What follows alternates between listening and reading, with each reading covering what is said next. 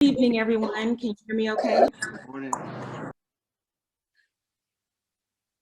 Good evening.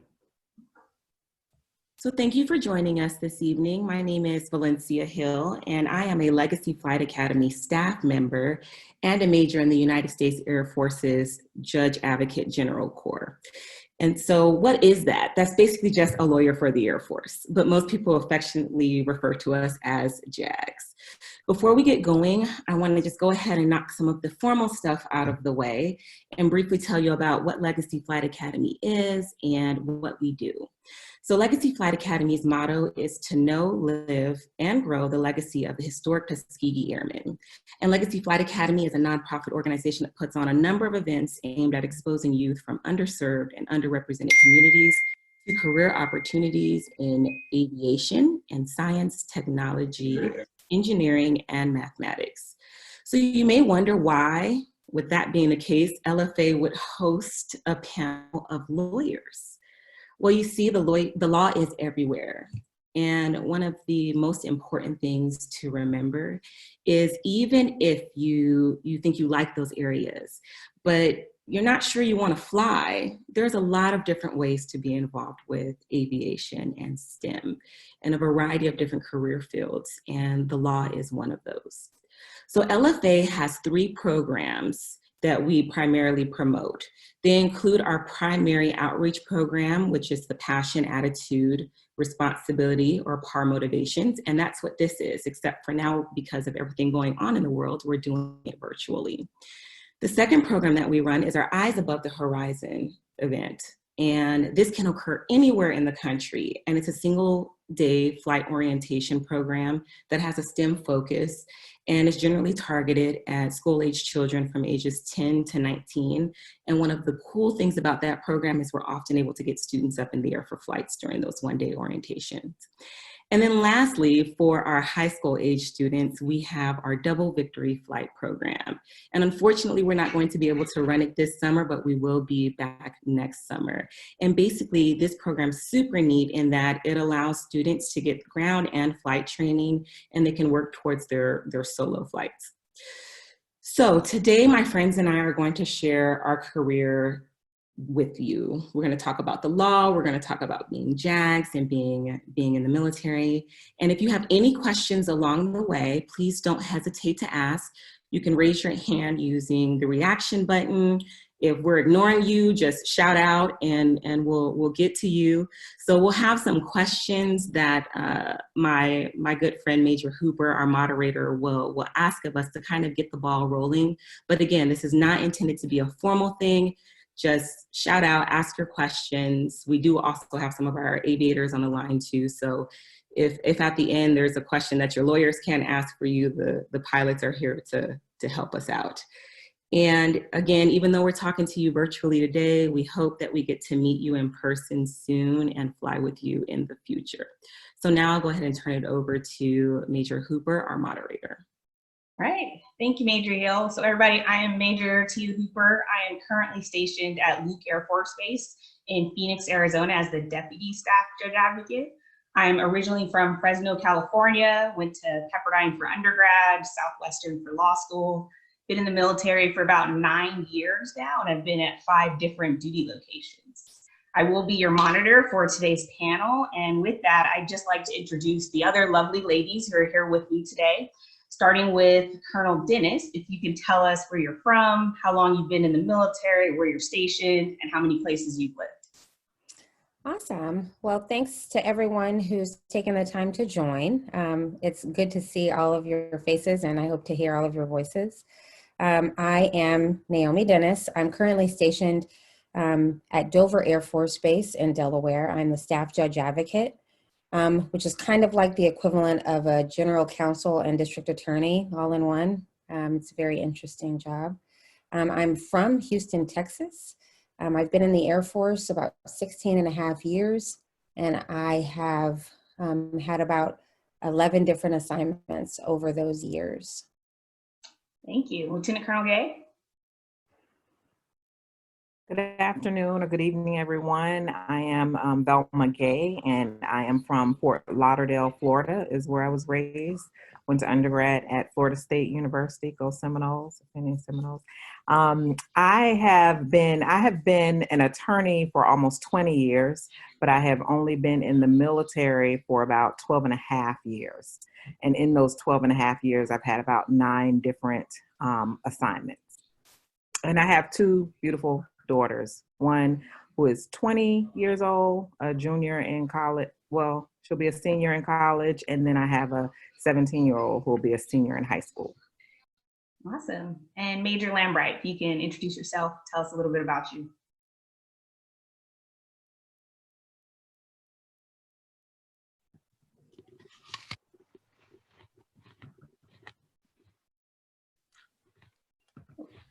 Just to go off mute. It would be me. I'm absolutely the worst with technology. My friends are laughing at me, but they love me anyway. So my name is Tia Lambright. I am the Deputy Staff Judge Advocate at Robins Air Force Base in Warner Robins, Georgia, so kind of middle of the state.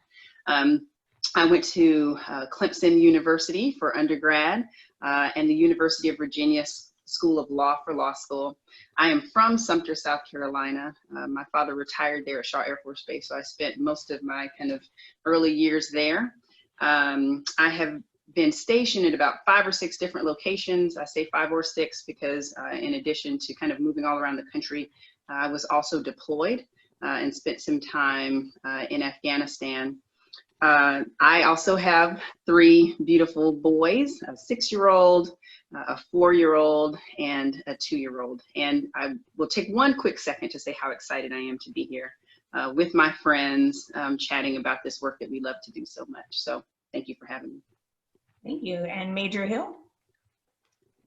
Hello again. So I'm from Baton Rouge, Louisiana. I went to undergrad at Cal State Dominguez in Southern California and to law school at California Western School of Law. I've been in the military for 16 years, but I took a break in the middle for about 7 years and went into the reserve and went to law school. So right now I'm stationed at Patch Barracks in Stuttgart, Germany as the Staff Judge Advocate for Special Operations Command Europe.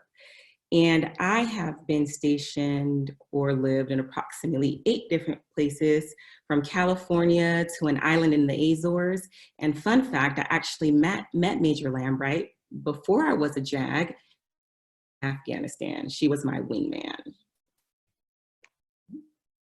And last but of course not least, Major Crawford. Good evening, everyone. LaVicey Crawford. I'm originally from Belleville, Illinois, but I attended both undergrad and law school in Louisiana. I attended college at Grambling State University in Grambling, Louisiana, and I went to law school at Southern University in Baton Rouge, Louisiana. Currently, I am a student at Air Command and Staff College at Maxwell Air Force Base in Montgomery, Alabama. But this summer, I'll be moving to Hurlburt Field Air Force Base in Florida to be the Deputy Staff Judge Advocate there. I've had 4 assignments in the Air Force. I was assigned to Colorado at the Air Force Academy first, and then I was assigned to Korea, Kunsan Air Force Base, Kunsan Air Base in South Korea, and to San Antonio, Texas at Air Education and Training Command, now a student and heading to Florida. So thank you, Legacy Flight Academy, for inviting us to do this. I'm really excited to talk to the students.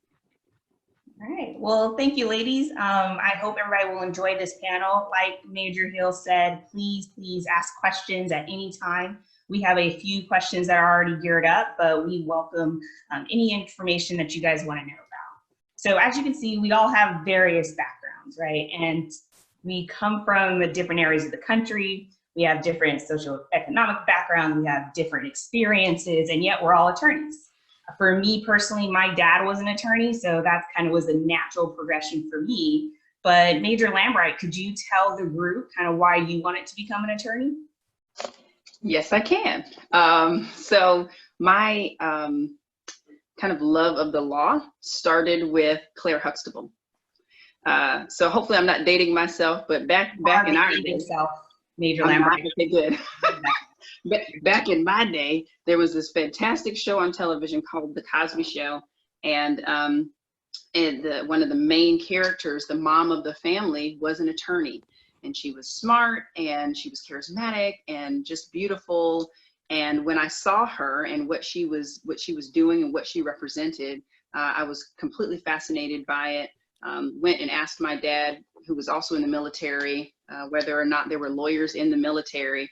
And because I was totally in love with him and everything that he did representing his service and his family, I asked if there were lawyers in the military. He said yes, and I have been bit by the bug ever since. The idea of helping people and using my talents and skills and education to help people who might not have the best advantages in life and otherwise engaging in public service is really important to me. So it was Claire, y'all. Great. And Major Hill, could you tell us a little bit about why you wanted to be a lawyer? Sure. So I always thought it would be really cool to be a lawyer. Let my dad, who's on the call, and my uncle, who's on the call, also tell it. I was probably a bit sassy coming up, so they probably always thought that I'd be a lawyer too. But what I will note is my uncle, who is down in the corner, Sean Hill, was a really big mentor for me. And he basically encouraged me to do whatever it is and be whatever it is that I want it to be. So I think that there's a lot of power in the law. And ultimately, there is one thing that no one can ever take from us, and that's our education and our smarts. I wanted to be a lawyer also so that I could help people who in particular look like me. I have 4 younger brothers who, unfortunately, when they walk into a space, quite often to other people, they are intimidating. And having knowledge and an understanding of the law helps me to be powerful and strong for myself and for my family.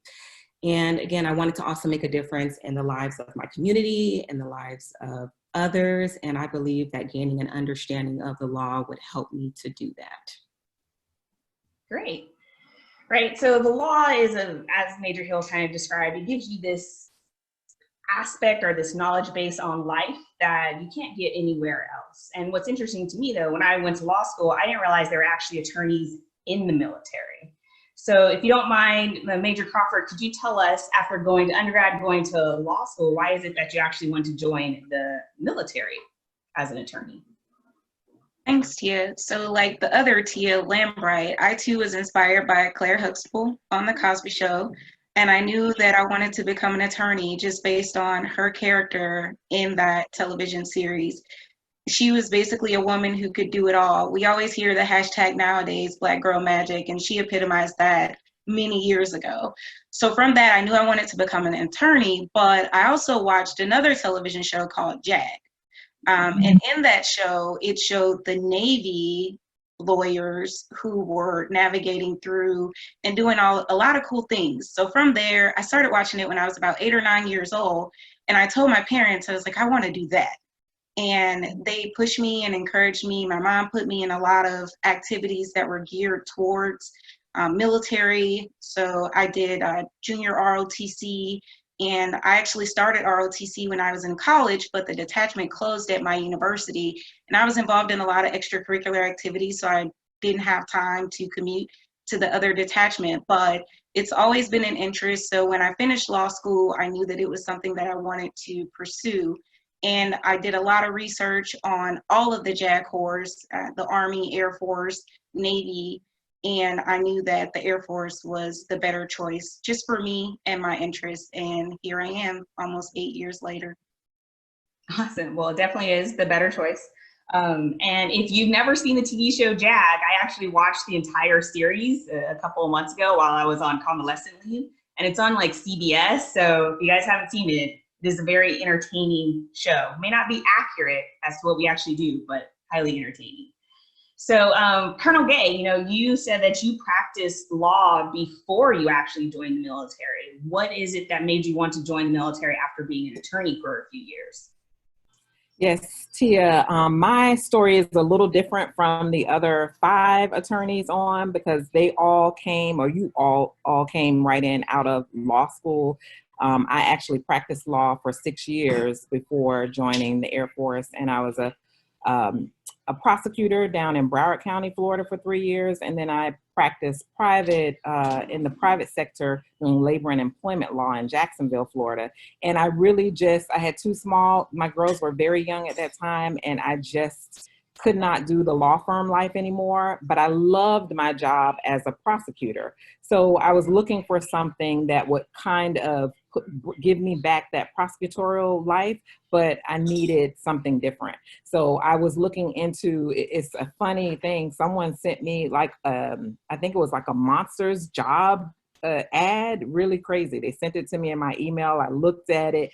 I did not have a strong military background, and I did not know much about the JAG Corps, period. I don't remember them coming to my law school, didn't know much about it. I just needed a change at the moment.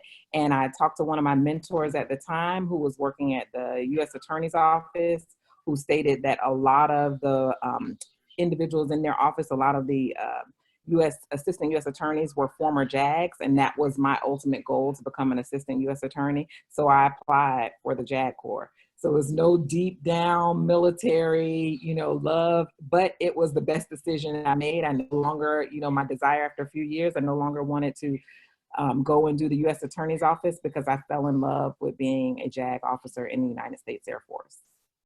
Great. And, being an attorney in the military, like I said, I didn't even know that was a thing. And Colonel Dennis, as the highest ranking member in this panel, could you tell us a little bit about what it's like being an attorney in the military? Yes. So being an attorney in the military, honestly, isn't all that different from being an attorney on the civilian side, insofar as you getting to kind of do a deep dive into the law, the way you think about things. People use you not just to solve a legal problem, but to solve all sorts of problems. You hear stories on the news where people are like, the family's attorney, and you're like, but there's not even a criminal trial, or there's not even a case. I'm like, that's because lawyers are used for everything. They're used for their brains, not just for the practice of law doesn't just take place in a courtroom. So in that way, that's the same. But what is different is, right now we're in civilian clothes, but normally we wear a uniform. And what that uniform means is that we're part of a team and a mission set that's much bigger than us. And it's not something we actually take off, right? So if I was working at a firm, I'd be Naomi Dennis, lawyer by day and whatever I wanted to be by night. And in the military, I'm a JAG. Like, I'm always a JAG. You can wake me up at 3 o'clock in the morning, I'm a JAG. And that means that some of us, like my colleagues were saying, find themselves in Afghanistan, or in my case in Iraq, or, there are similar stories, amongst all of us. And it can also mean that we're doing really novel things, not just practicing law in the traditional way, but we're solving problems like, can you shoot this target? Things that no lawyer would ever imagine when you're sitting there as a 1L listening to a contracts professor. So that part is really different. But also ever evolving and changing, right? I think that's my favorite thing about being a JAG, is that in the last 16 and a half years, I have had not one assignment that looked like another. It's always different. And I don't have to pick up and start from scratch and do research on LinkedIn to, build a new reputation and start at a new firm and visit a new HR office. I just get to pick up and go and really continue to change and grow as a person with all these different opportunities that the Air Force JAG Corps has afforded me. Oh, no, that's great. I think that's one of the unique things about our particular law firm, in that you can practice in so many different areas of the law without actually having to change jobs. In my current job, I do environmental law, labor law, contracts law, criminal law. Like, on any given day, I touch all of those different types of law. Which is very unique as a lawyer, everyone. I do see one hand raised, that being Lieutenant Colonel O'Neill. Go ahead. Hi. Hey guys, There good morning. Well, it's good morning for us over here in Busan. How's everybody doing? Hello. So really quick, guys, I just want to say thank you so much for doing this. This is absolutely awesome. And my daughter and I introduced her, Ariel. We were talking about She has aspirations of being a lawyer. And we've been talking about this obviously for a couple of years. And then recently it picked up and I say, hey, I know a whole group of excellent folks that I can reach out to kind of get some questions and advice for her. And then here you guys come with Legacy Flight Academy and put this on. So we're elated to see it. And so really a sincere thank you to you guys for doing this and taking time out of your days to sit and have this dialogue. A little bit about me really quickly, guys. Right now, currently assigned at Busan in Korea. I'm the commander for DCMA in Korea over here. Been in the Air Force for 26 and a half years, all active duty, first 9 years prior enlisted. I am a core program manager by trade, 6-3A with a little bit of background in contracting. Born and raised in Jacksonville, Florida. I'm a Florida boy. And right now we're PCSing to LA Air Force Base next month to go out there and work at SMC. So that's a little bit about my background. This is my daughter, Ariel. She's my second daughter, my second oldest daughter. And she is a brilliant, just a great person. I really love her. She's great. And she has all these aspirations. We have a lot of dialogue about the law and we kind of go back and forth. So anyway, she's got a tons of questions, but I'll let her introduce or tell a little bit about herself and then fire away. So thanks, Dad. Well, my name's Ariel. I'm 15 and I'm a sophomore currently in high school. And I've basically been a military brat my entire life. So this is all I know. So when I decided in my brain that I wanted to be a lawyer, it only made sense that I look at the military route because I had this marvelous example of how the military can really transform your life. So I wanted to see what it was like. And you guys, it gives me a lot of encouragement and hope to see all these young Black people doing it in the military. It really encourages me. And so one of my first... That's what you do. Oh yeah, that's true. I do want to go to an HBCU. Like that's one of my main priorities. Hey, you've been doing, that's good. Rambling. That's dope. That's Howard. Really hey, I want to go to Howard. Hey, we'll connect. Yes, of course. So one of my main questions was, what does your average workday look like? Like I know you were saying you flip back and forth between different types of law, but on an average day, what do you guys do? Yeah, so Major Lambright, since you're a deputy at a base doing all the kind of, the hustle and bustle at a legal office, could you answer that question for us? Absolutely. So I will say that kind of what your average day looks like can depend on where you are in your journey as a JAG. I would say that folks who are just coming into a legal office where I am a deputy, where Major Hooper's a deputy, staff judge advocate, where some other folks have talked about their experiences in legal offices, you might walk in and be dealing with what we would call a military justice issue or a criminal law issue. So some airman has engaged in some misconduct and the commander wants to know, hey, JAG, what do you recommend we do about this? How should we respond? And that can be something as simple as being late to work, all the way up to no kidding, crimes against the person. So, a military member has been accused of hurting someone or something like that. So there's military justice. Depending on, and that's going to be everywhere you go, no matter what base you go to as an entry-level attorney in that office, you're going to be dealing with those justice issues. And that's a big part of what we do. Depending on where you are, you might also see things like environmental law. So, hey, have there been chemicals on the flight line that have leached out into a tributary or a waterway, and now there is a civilian population that's looking and saying, hey, what are we going to do to negotiate this issue, figure it out, fix it?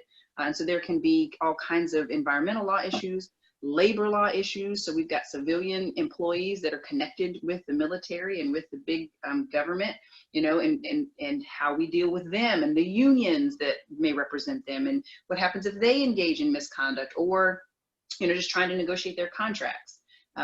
Also, we are a part of the discussion about buying things, right? So, we have aircraft that are very expensive and other equipment and things that we have to acquire. There's a whole area of the law called acquisitions that you could be involved in. I could probably talk for a really, really long time about all the stuff that's out there. What I will say is that to Colonel Dennis's point, there is a lot of variety in a day. And so what you focus on a particular day might depend on kind of, again, where you are at which point in your career, but also the issues that are really prevalent in the area that you're in. So not every base will have a lot of labor law, not every base will have a lot of environmental law, but for sure, every base is going to touch justice. So if you're interested in being a lawyer in the military, certainly that litigation piece will be important. And that's a big part of, frankly, why, in addition to all her many other attributes, someone like Colonel Gay was so valuable to the military. We looked at her and said, wow, you've been a prosecutor for 3 years? We want you, we want you, we want you. So military justice is a big deal in terms of what we do. Awesome. So I see a question from Chanel and Jameer, and then we'll go back to you, to Colonel Neal, because I'm pretty sure your daughter has more questions. Sure, no problem. Thanks, guys.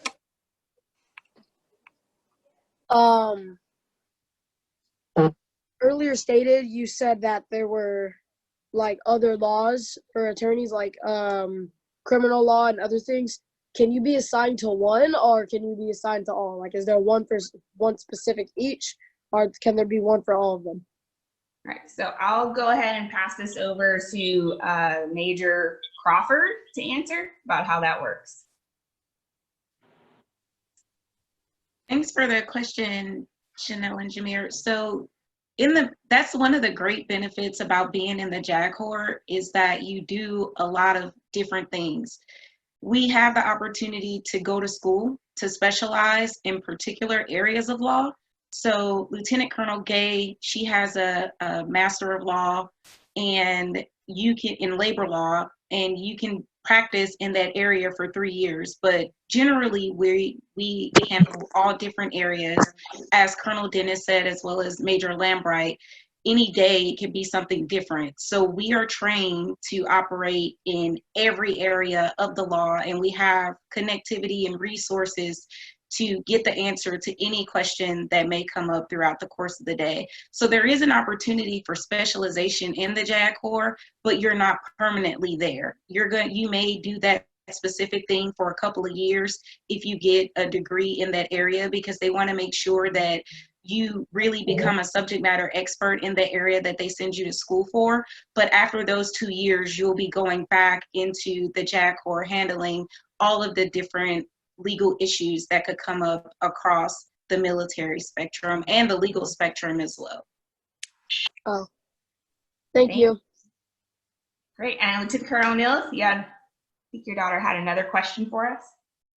Yes, so all of you guys, I just wanted to know what you guys majored in when you guys went to college. Sure. Let's start with Colonel Dennis, and we'll go by rank. So Colonel Dennis. Great question.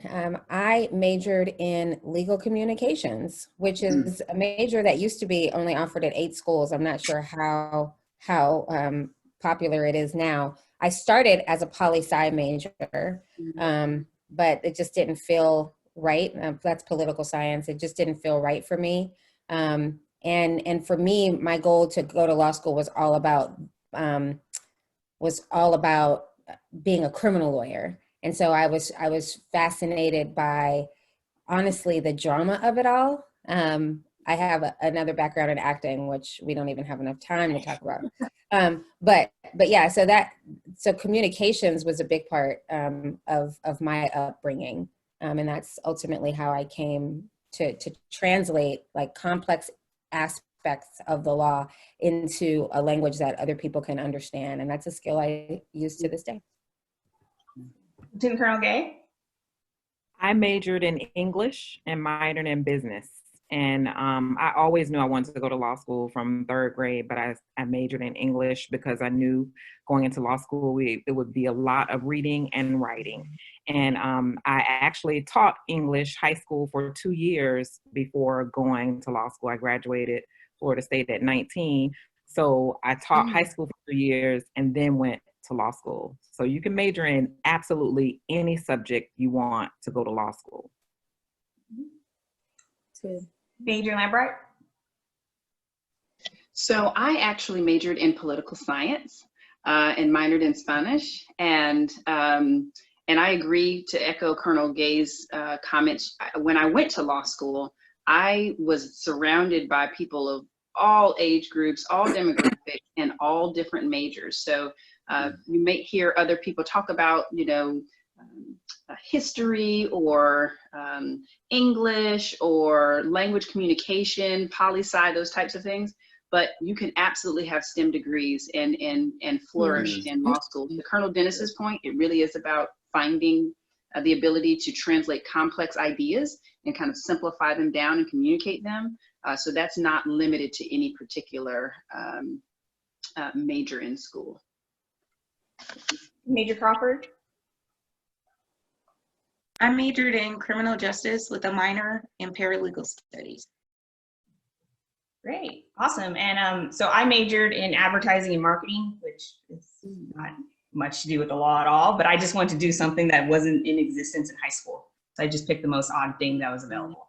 Turns out it was great though, because advertising and marketing, all you're really doing is learning to sell. And as attorneys, that's what we're doing. We're selling, we call it advocating, but what we're doing is selling our idea or our concept to either a commander in this case, or to a jury or something like that. So you really can major in anything and do well in law school and do well beyond. And Major Hill, now that you're back, so the question was, what did you major in undergrad? So in undergrad, I majored in criminal justice administration, public administration, and I was a dance minor. So I was actually a professional backup dancer for Jamaican dance hall artists for a number of years.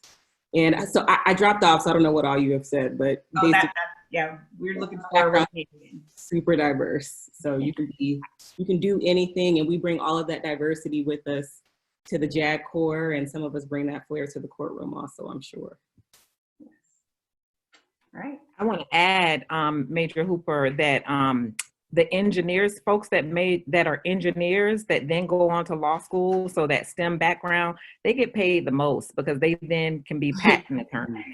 And patent attorneys, you can only do that if you have that engineering background. So just wanted to add that. Yes, absolutely. All right, do you have another question for us? I do. So it was, how did you guys enter the military? Because I was trying to, so basically my question is, did the military pay for your 4 years and then you had to repay them with 4 years? Or was it like you guys went on your own, or how did that situation work?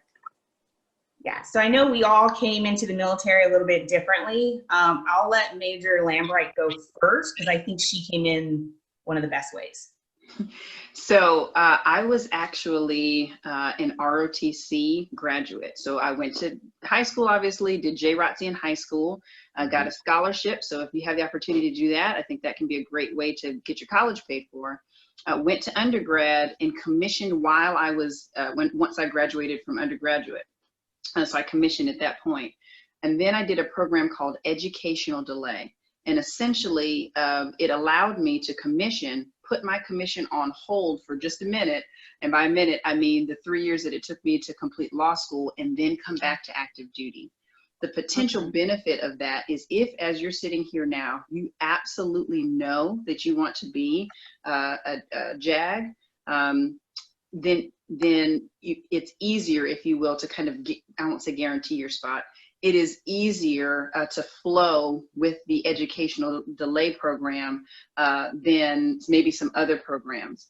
The other piece to think about is that for pay purposes, while me and another major may have come in or onto active duty at the same time, I get pay credit, not retirement credit, but I get pay credit from the time that I commissioned. So I graduated from undergraduate in 2004. Well, my pay date is 2004 versus, even though I didn't come on to active duty until, 2008. Does that make sense? So to that end, there's some pay benefit, and you're secured a job. So I knew when I was in law school that I wasn't messing around with the firms. I wasn't having to struggle to figure out, gosh, what do I want to do? Where do I want to go? Like, my path was charted. And so for somebody who knows, I think that there's just not a better program out there than Ed Delay. I concur with that opinion, but there are other ways to actually come in. So Lieutenant Colonel Gay, can you talk about how you came into the military? I just came in under the direct appointment. The way most JAGs get in is just when you already, well, it's two separate boards that they have. They have one for people who are still in law school and they apply during their second or third year of law school. And then you have people who are already attorneys and they apply. So I was, of course, already a practicing attorney, so I didn't have to wait for my bar exam, wait for other factors to happen before they let me in. So I came in by direct appointee, and that is the way the majority of us come in. Yes, about 80% of the JAGs come in through the direct appointment program, either during their third year of law school or as an attorney. So that's the most common way. But the ROTC way is the best way to come in if you know you want to be a JAG. Oh, and they didn't pay for my schooling, unfortunately. Yes, but they do have programs. They do have programs now. Yeah.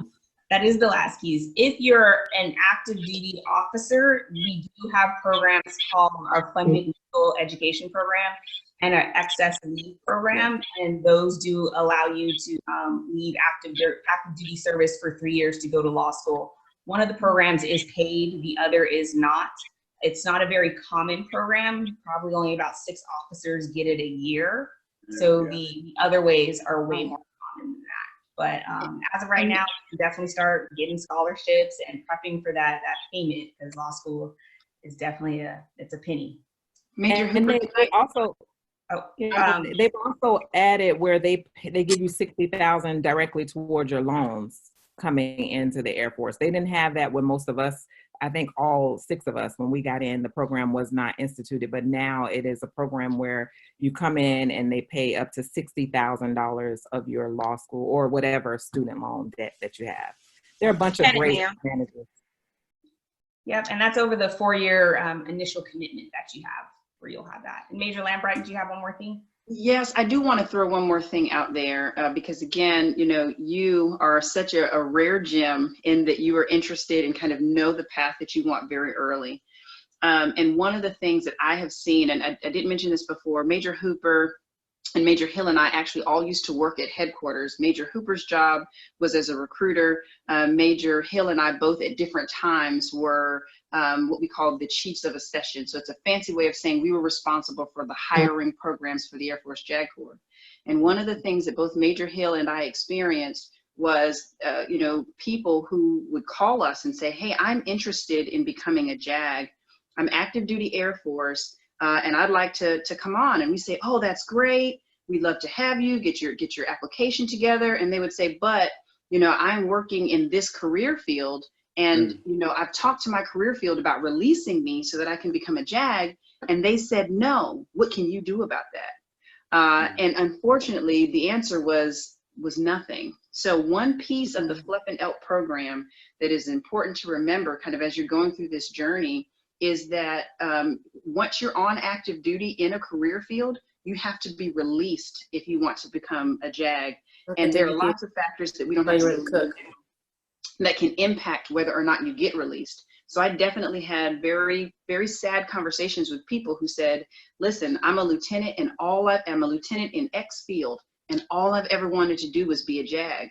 And there was nothing that I could do to help them because their career field wouldn't release them. So just be careful when you're making that calculation about, man, you know, it's funded, you know, gosh, I would get the Air Force to pay for my law school. That sounds great, and it can be great. Just know that there are some potential limiting factors, and I'm happy to chat with you offline if you've got more questions about that. Thanks, Major Lambright. And I think Sean Futch, did you have a question? Yes, so I have 2 now. So kind of piggybacking off the previous question. So I'm just graduating from undergrad and trying to figure out my next move. So in that sense, how would the funding work? Would I need, you know, my LSAT score and acceptance to law school, or at this point, would I still need to pursue like the FLEP or ELP programs for that funding? Yeah, so the FLEP and ELP, that's only for people who are active duty officers, and you have to be active duty for at least 2 years before you can even apply to those programs. But I'll let Major Hill kind of just talk you through how law school works after undergrad, so that you can know what the steps are for that. So Major Hill? Okay, so tell me one more time, where are you again in your journey? So I'm just graduating from undergrad, um, and I've been interested in taking this path for a couple of years now. But the biggest concern for me is the funding aspect of it. So at this point, how would it work coming from undergrad and entering the military? Right. Okay. So I think I understand what you're saying then. So if you're looking at becoming a lawyer right out at the level that you're at, our programs aren't necessarily going to be funded programs, right? So again, the program that Major Hooper is talking about specifically applies to folks who come on active duty and then serve for a period of time and then apply to become judge advocates. So ROTC is a great way to potentially get your education funded. I think Major Lambright talked a little bit about her experience, but you did also mention that you are already at the stage where you're finishing up your undergraduate studies and looking to move on. So there are a number of programs that would potentially provide you with an avenue into the JAG Corps. I always highly recommend that students consider our law school programs. There is a program that you can participate in your once you enter your second year of law school, and then one that you can participate in when you enter your third year of law school. And I know that sometimes folks don't explore those, but what I like, one of the great things about those programs is the JAG Corps has a lot of flexibility in taking chances on different folks and potentially seeing the potential in you and giving you a chance. But I would recommend that you, if you're absolutely positive, like this is what you want to do and you don't want to pursue anything else, then look for scholarship opportunities and be creative and flexible in how you can potentially fund your law school education. And I see Major Lambright nodding. So do you have anything to add, Major Lambright? Awesome. So yeah, everyone, just keep in mind, there are probably 5 different ways that you can come into the JAG Corps. And our website explains all of them. But the idea, I know it's great to have law school paid for by somebody else, but please understand that's extremely rare for the Air Force to pay for you to go to law school. You got to look at kind of different options. The scholarship route, the grant route is probably more statistically is going to be open to you than the Air Force paying for your law school up front. They do have reimbursement for your law school once you get in to the JAG Corps, that is, but not paying up front for your law school. And I see a question from Chanel and Jameer.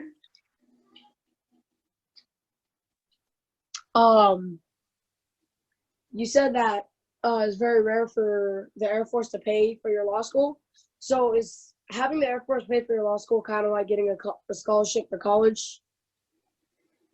Yes, it is. Essentially, it's like a scholarship to go to law school. But there are a lot of other entities that can give you a scholarship to go to law school, including law schools. Wait, what? Major Hooper? Yes, go for it. I just want to add something really quickly. What I would say to anyone who's struggling with, I think this is something that I'm interested in, but I'm really afraid of the price tag. And to be clear, that's a real thing. I would encourage you to, do a lot of research about what options are that could make this more attainable for you, and to please not walk away from your dreams because of the cost, because there are lots of programs out there.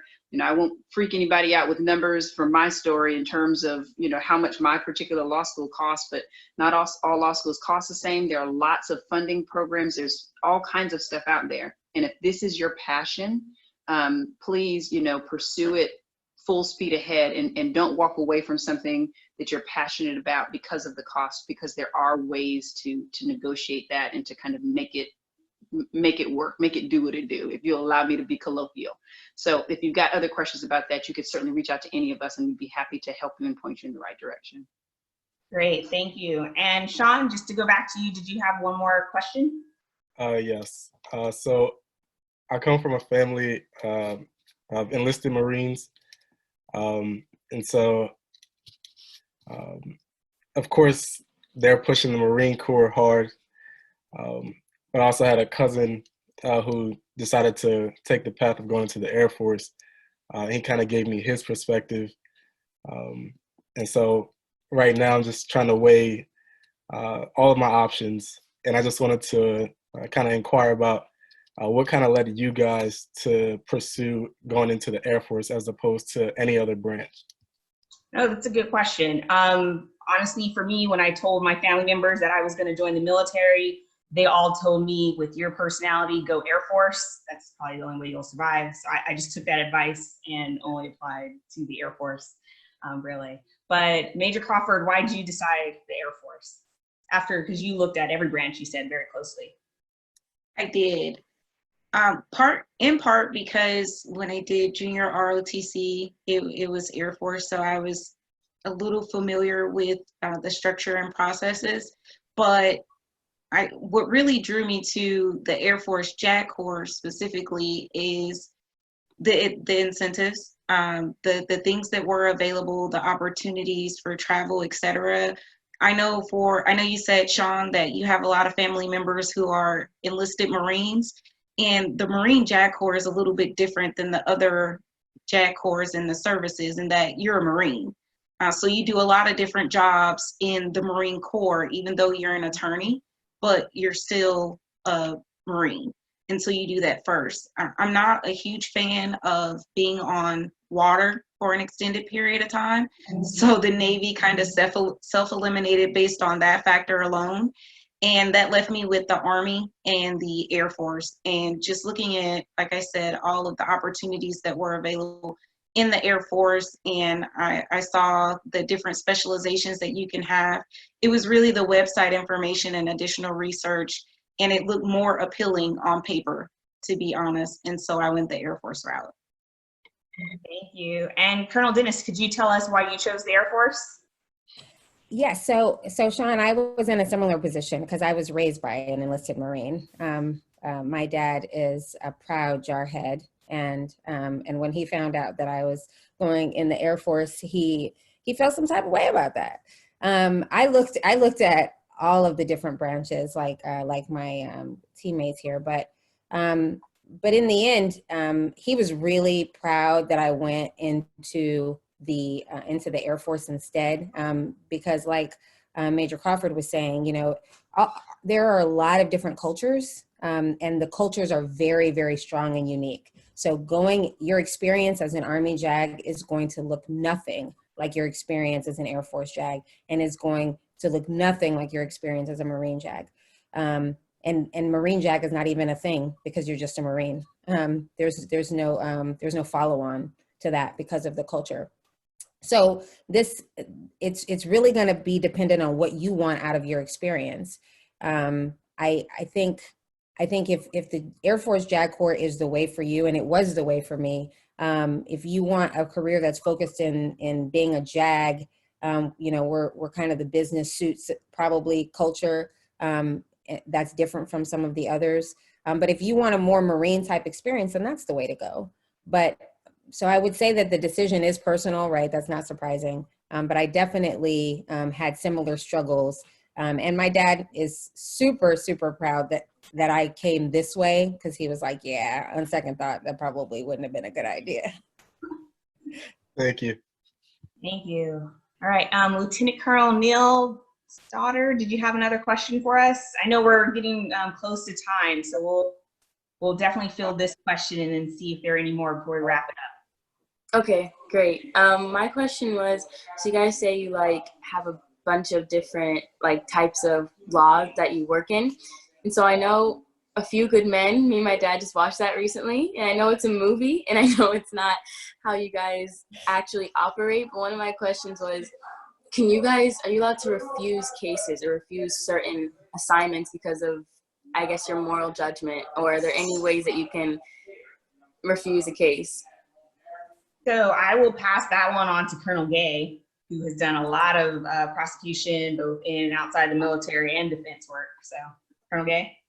So I guess the long and short is no. I mean, you don't see it on the prosecution side.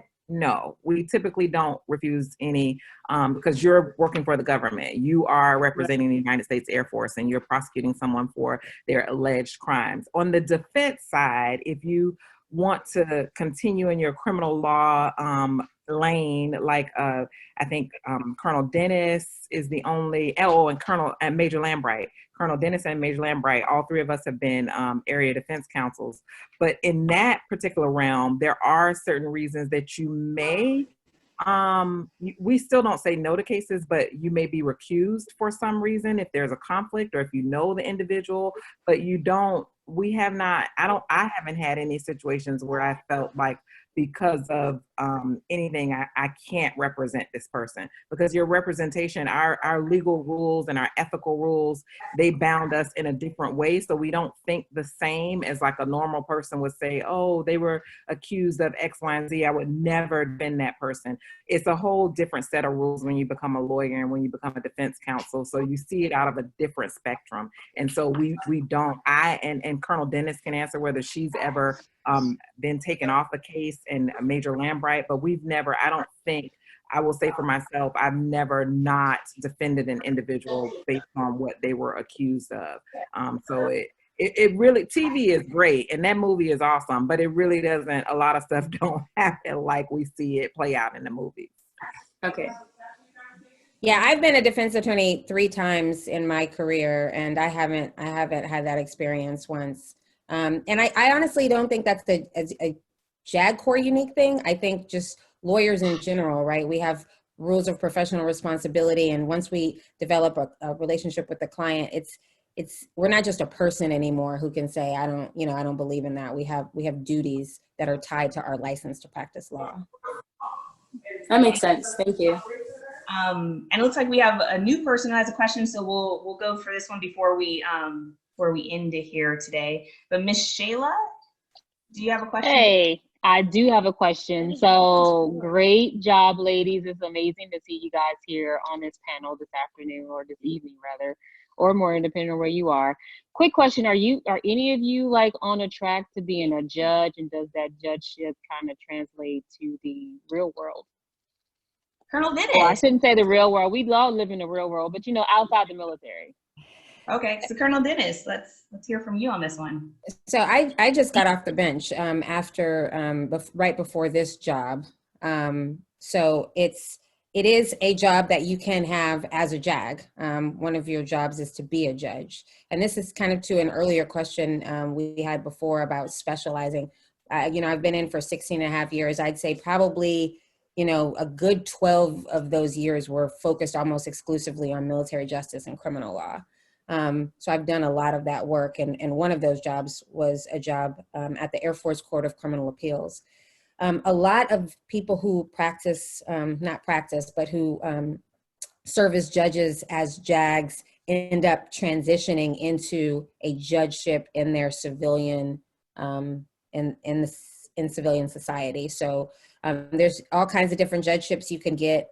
Some of them are elected, obviously, but the most common are administrative law judges. So administrative law judges are people like immigration judges or judges who hear like Social Security Administration cases, disability hearings, things like that. So that's a very, very common thing, not just in the Air Force, but across the services for people who are on the bench inside the JAG Corps, and then go on to continue to be judges when they leave, whether they retire or separate or something else.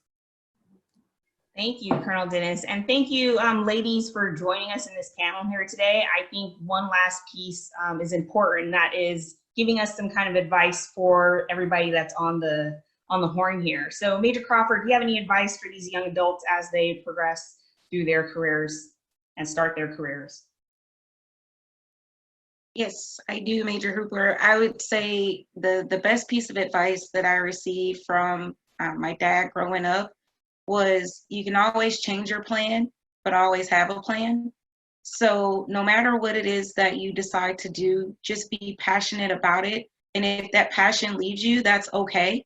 And it's okay to transition to something different, but just make sure that you have a plan in place to be able to do so. So in the Air Force, we call it you know, courses of action or, you know, A, B, and C plans, etc. But I think that's really important in life as well. So, you know, you may want to pursue a career in science, technology, engineering, or mathematics. And after listening to us talk about the JAG Corps, you now want to become an attorney. So as long as you have those pieces in place and you know what you want to do and how you want to do it, just follow your heart and follow your passion. Listen to the advice that you're going to receive from a lot of people as you continue to navigate through life. But at the end of the day, just be passionate about what it is that you want to do and make sure that you have a plan in place to be able to accomplish it. Thank you. And Major Lambright, any advice for these young adults? Sure thing. I would say dream big and then find somebody to mentor you. And I think that's really important. The mentorship can absolutely be somebody that looks like you. It can be somebody that doesn't look like you. But the idea is that if you're charting new territories, I didn't have any lawyers in my family. I didn't have folks at that time with advanced degrees in my family. So this was a brave new world for me, just trying to figure it out. And I was blessed to have some really good people who poured into me from that time to now and helped me kind of achieve my goals and get where I wanted to be. So there is no such thing as, you know, a ceiling. There is no impossible. You have to dream big and then find somebody, those people that can help you along your way. And I think that kind of focusing on that is definitely something that can propel you forward. No, very true. You've seen, you know, you have 5 of us here on this panel, and believe me, everybody, we have all had to deal with challenges and obstacles. And Colonel Gay, do you have any advice on how to accomplish your goals despite the challenges and obstacles that we will all face just as humans? The thing I would say is let them tell you no. You don't second guess yourself or say, I'm not going to apply because my grades aren't high enough. I don't think I'll make it. Still apply. Still send out that application. Still send out that scholarship application, the college application to get into the JAG Corps. Let someone else tell you no. Do not take yourself out of the game because you never know. I don't know how many people believe, but there is, all of us have a story. And I just say, let someone else tell you no. Do not take yourself out of the game. And in that same line, Colonel Dennis, do you have any advice on how to overcome challenges and obstacles as you pursue kind of anything in life? Well, I'd echo everything that these beautiful ladies have said. And I'd also just kind of use an Air Force phrase that I guess, you know, people will take it for what they will, but it's always resonated with me, which is flexibility is the key to air power. And you know, and everything that you know, pilots say that a lot, that you have to be flexible, but in our personal lives, we come across a lot of things that we don't expect. And we have to be flexible. We have to be willing to maneuver and adjust, change your plan, like Major Crawford was saying. So whenever you face challenges, I would say pause and be flexible. Figure out what's next, not just looking back, but looking forward. Thank you. And just, we want to say thank you for everybody for joining us here today. We are going to close it out with Major Hill providing her piece of advice on how to move forward, and then also just closing us out completely. So thank you. We do appreciate you guys taking the time to listen to a bunch of lawyers talk. Yes, thank you again for joining us, and to my lovely colleagues that are on the Zoom, thank you so much for lending your time and your experiences. To all of you on the call, I encourage you to never give up, to continue to work hard because you have the potential to accomplish great things. Be strong, be a leader, make good choices, and don't allow yourself to be easily influenced by others, and don't allow people to place limitations on you. And if you keep hanging out with Legacy Flight Academy, you'll learn that not even the sky is the limit. And also remember to have a little bit of fun. If you go to Legacy Flight Academy's page, you'll see the link to the Black JAG, Female JAGs Don't Rush Challenge. So even we know how to have a little bit of fun. There's a lot of salutes in it, but it was a little bit of fun for us. And again, thank you for joining us today. Legacy Flight Academy is a volunteer-ran organization. All of our programs are 100% free to all participants. And we invite you to visit legacyflightacademy.org or find us on Facebook at Legacy Flight Academy or on Instagram at _Legacy Flight Academy to learn more about our programs and how you can get involved and how you can support. We really hope to be back with you in the fall flying again. And if there are any other careers that you'd like to learn about, or there are ways that you think that we can support you as you pursue your career endeavors, please reach out and let us know. You can send us a direct message on Instagram. You can message us on our website. You can send us a Facebook message. If you want to follow up with any of the attorneys that were on this call, do the same. All of us are more than willing to spend our time talking with you and helping to guide you through your journey. And that's all I have. Bye, everyone. Thank you.